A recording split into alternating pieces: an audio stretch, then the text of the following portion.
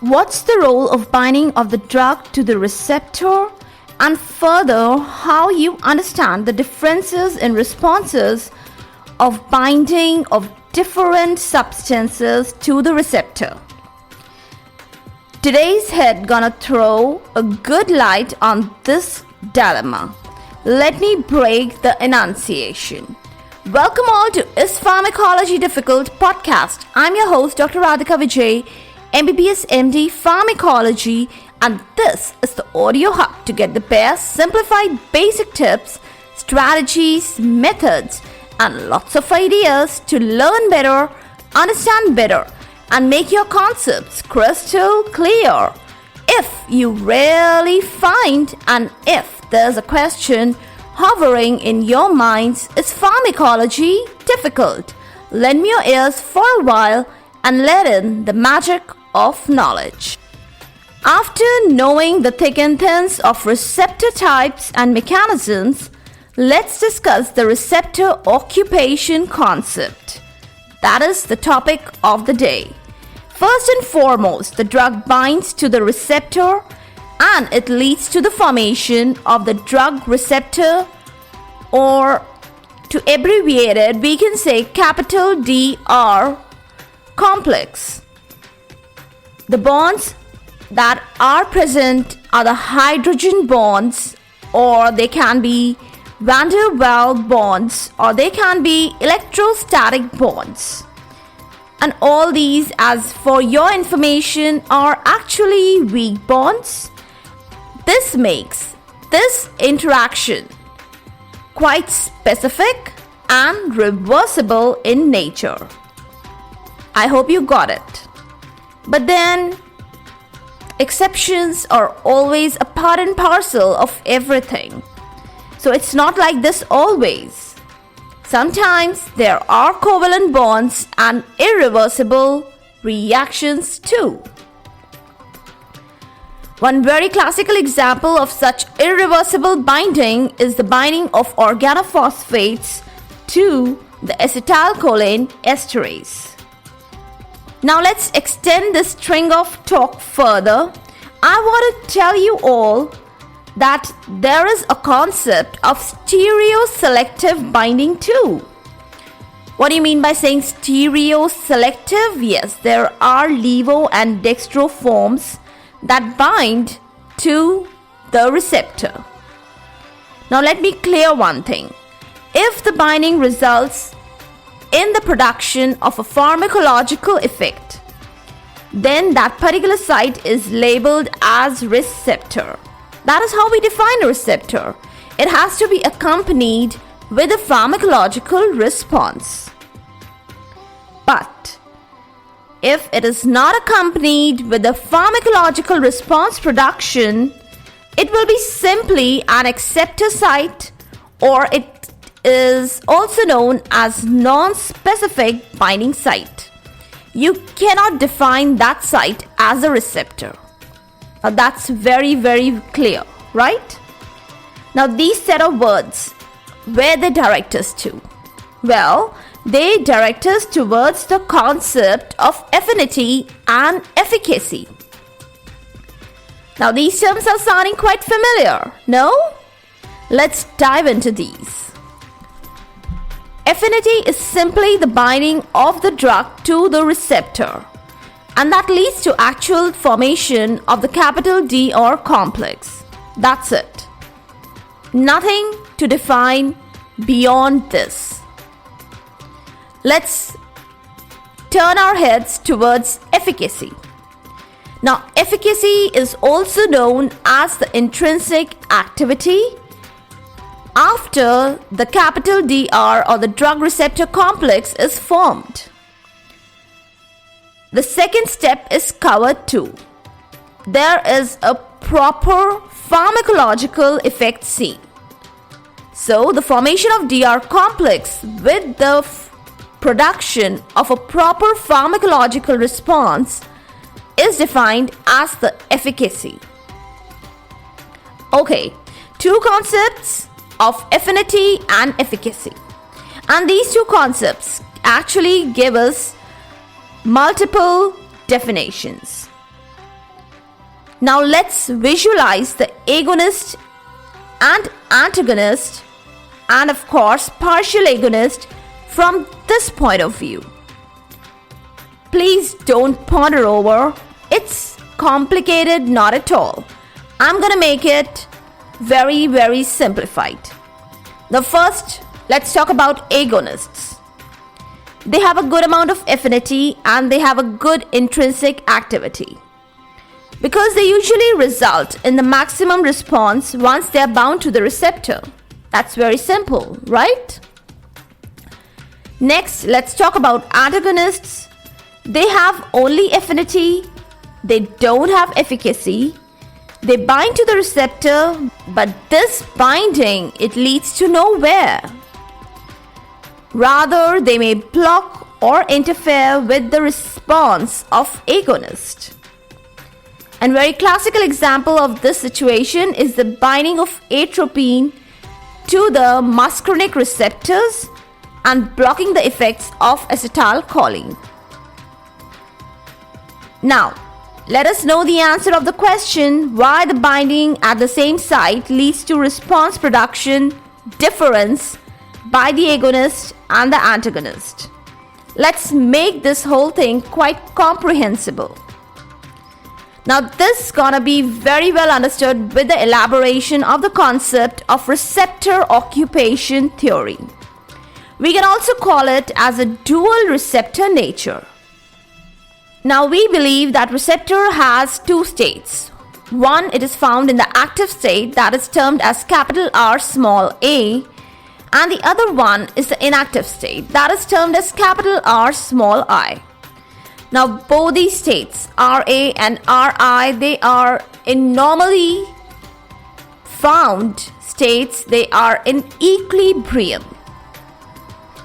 And rather to comment, I would say that mostly up to a very slight extent, the inactive condition is favored. Now let's imagine the agonist is proposed to bind at the RA conformation. So the equilibrium shifts in this direction. There is a proper response C. What happens when an antagonist arrives? If it is a competitive antagonist, it will bind to the RI conformation with a very good amount of affinity. And with the same amount of affinity, it will also bind to the RA site. So a competitive antagonist very well binds to both RA and RI conformations with equal affinity. Now when it is binding with the equal affinity to both RA and RI, what do you say? Will there be any shift of equilibrium? No, there won't be any shift of equilibrium, and that leads to no response. What is the condition or what is happening when a partial agonist arrives? Now, if the partial agonist has an affinity for RA slightly more than RI, the agonist binds a little more to RA. There is shifting of equilibrium, but that is not maximum. Complete shifting of equilibrium does not occur. It leads to a sub-maximum response, and that is the action in case of partial agonist. That's very well understood. Now we have another ligand as inverse agonist. Hope you have heard the term. Now inverse agonist has a good affinity for the RI conformation. Strange, right? So if it possesses a very good amount of affinity for the RI conformation, it has the capability to generate the response in the opposite direction of the therapeutic effects. I hope that's very clear. Now one more situation I want to talk about at this particular moment. I think it's the right time to comment upon the constitutive activation. This is exhibited by benzodiazepine. This is exhibited by adrenergic beta 1 receptors. by cannabinoid receptors, and few more to talk. What happens when the response is seen in the basal state? Then this state is termed as the constitutive activation. That is, response is generated even in the absence of an agonist. Now, this hypothetical model of the dual receptor nature actually explains the functional part of most of the neurotransmitters. But as the research has advanced, we find receptor does exist not only in two states, but multiple conformations. Fingers crossed. Now let's quickly define the agonist. It has affinity and intrinsic activity can be ranging from +1 to -1. So it has intrinsic activity as +1. And good examples, rather classical examples for agonists are adrenaline and morphine. Coming over to antagonists, they have the affinity, but they have no intrinsic activity. Their value is 0. And classical examples are atropine and naloxone. Coming over to partial agonists, they have affinity, and their intrinsic activity ranges from 0 to +1. Good example, buspirone at 5-HT1A receptors. We'll talk about it when the system arrives. Next, let's come over to inverse agonist. It also has an affinity and the intrinsic activity possesses a negative sign.